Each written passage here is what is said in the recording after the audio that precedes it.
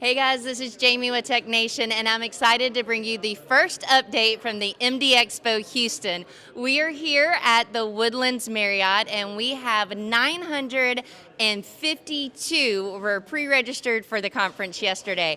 We're so excited for all of those people to get here. Education's about to kick off soon. Registration desk is already up and running, and I'm going to give you a quick little sneak peek inside of our exhibit hall if you want to follow me in.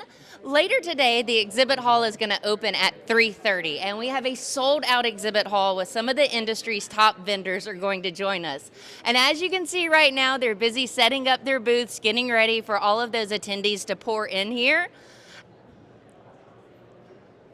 So this is the fun behind the scenes that you get to see. Later today, we're going to come back in here when the attendees get to come and visit with all of these great exhibitors to learn more about the products and the technology that they're bringing to the industry. But if you're not able to join us at MD Expo, this is going to be your opportunity to get to see everything that we do while we're here on the ground in the city. So stay tuned to social media. We'll have a lot of video updates for you. See you soon.